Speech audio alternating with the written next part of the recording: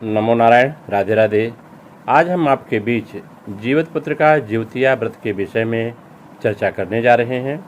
यह जीवित पुत्रिका जिउतिया व्रत अश्विन कृष्ण पक्ष की अष्टमी तिथि को रखा जाता है। इस दिन माताएं अपने संतान के उत्तम भविष्य के लिए, उत्तम स्वास्थ्य के लिए, उनके उत्तम चरित्र के लिए, उनके उत्तम स्वास्थ्य के लिए, उनके उत्तम मंगल कामना के लिए इस व्रत को रहा करती हैं। यह व्रत जिनको संतान नहीं है वो भी माताएं रहती हैं, खड़ा व्रत रहती हैं इसके लिए। यह बड़ा पौराणिक व्रत है, जिउतिया का व्रत, जिसे जीवित पुत्रिका व्रत कहते हैं। जीमूत वाहन भगवान की पूजा होती है। इस व्रत के विषय में कहा जाता है कि एक बार महाभारत के काल में गुरु द्रोणाचार्य के पुत्र अश्वत्थामा ने जब देखा कि कौरव हार रहे हैं तो उस समय उन्होंने ब्रह्मास्त्र का संधान किया। जो पांडवों के एकमात्र अंश उत्तरा भगवती के गर्भ में पल रहे थे, उस अंश पर संहार कर दिया। वह अंश समाप्त हो गया।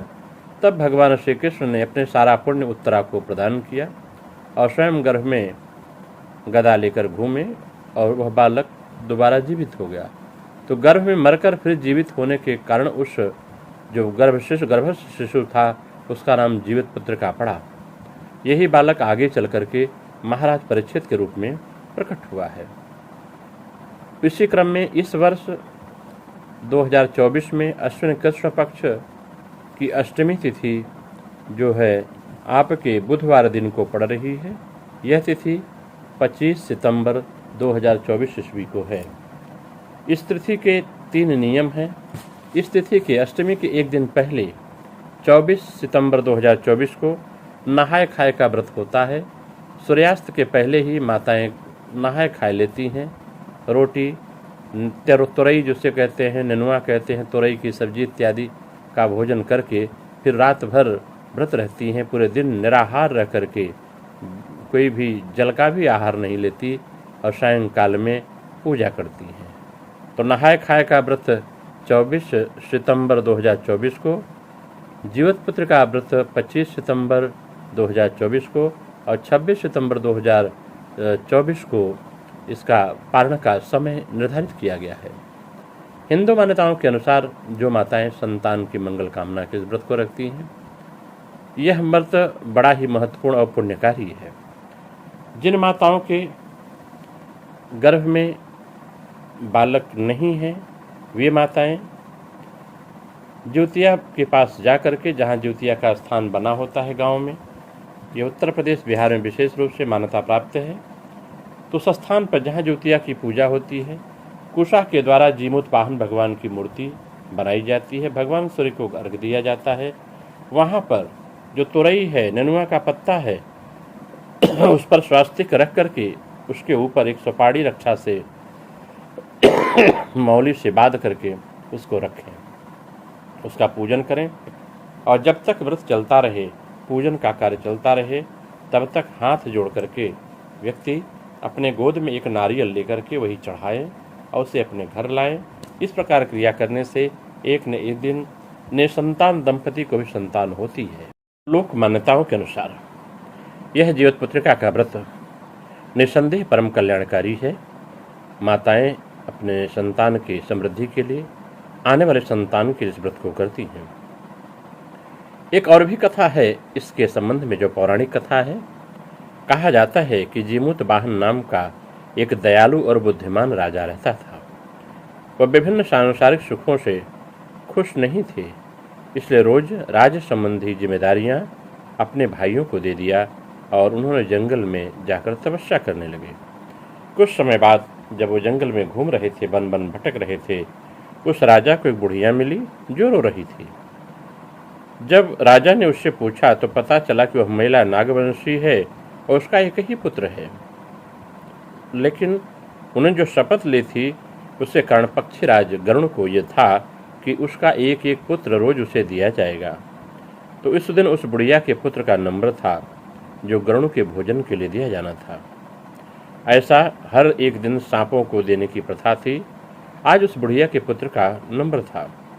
महिला की दुर्दशा देख करके भगवान जो राजा जीमूत वाहन थे, उन्होंने वादा किया कि कि गरुण से उसके बेटे और उसके जीवन की हम रक्षा करेंगे। फिर वह लाल रंग के कपड़े में ढककर चट्टान पर लेट गए और खुद को गरुण के भोजन के रूप में पेश कर दिया।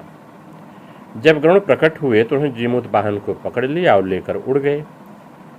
उसे चारा समझकर खाते हुए गरुण भगवान ने देखा कि उस व्यक्ति की आंखों में न तो आंसू है न मृत्यु का भय है। भगवान गरुण को बड़ा आश्चर्य लगा और उसने उसकी असली पहचान पूछी, आप कौन है? तब जीमूत वाहन ने अपनी सारी कथा सुनाई। पूरी बात सुनने के बाद पक्षराज गरुण ने जीमूत वाहन को स्वतंत्र छोड़ दिया, क्योंकि वह उनकी वीरता से प्रसन्न थे। उन्होंने शापों से आगे से भी बलि और प्रसाद न लेने का वचन दे दिया। इस प्रकार राजा की उदारता और वीरता के कारण समस्त नागवंशियों की जान बच गई। इसलिए इस दिन को जीवित पुत्रिका के नाम से मनाया जाता है, जहाँ माताएं अपने बच्चों की भलाई बड़ी उम्र के लिए किया करती हैं। प्रत्यक्ष अनुभव माँ की पूजा के लिए अर्घ्य तैयार करें, दीपक तैयार करें और जहाँ पर ज्योतिया की व्यवस्था हो उस दिन निर्जला व्रत के दिन, जिसे खुर ज्योतिया कहते हैं, बिना अन्न जल के जाकर बैठें, वहाँ पर स्नान कराएं, जो कुश के बने हुए जीमूत वाहन हैं उनकी पूजा करें। इसके बाद तुरई का पत्ता, जिसे आप सरपुतिया भी कहते हैं उत्तर प्रदेश की भाषा में, नेनुआ के पत्ते पर भोग लगाएं, दीपक रखें, जो भी फल मिष्टान नैवेद्य हैं उसको रखें, एक डली चढ़ाएं, स्नान वस्त्र गंध चंदन लगाएं, धूप दीप नैवेद्य स्प्रे सेंट जो भी आपके घर में है उसे लगाएं, पान के पत्ते चढ़ाएं, सुपारी चढ़ाएं, कुछ दक्षिणा चढ़ाएं, वहाँ पर उठाकर किसी ब्राह्मण आदि को दे दें और फिर फल को रखें। फिर वहाँ डाल भरें, डाल में जो भी घर के बने पकवान मिठाइयाँ फल इत्यादि से भरें और उसे पूरा डाल भरने के बाद पूरा पैकिंग बंद कर दें।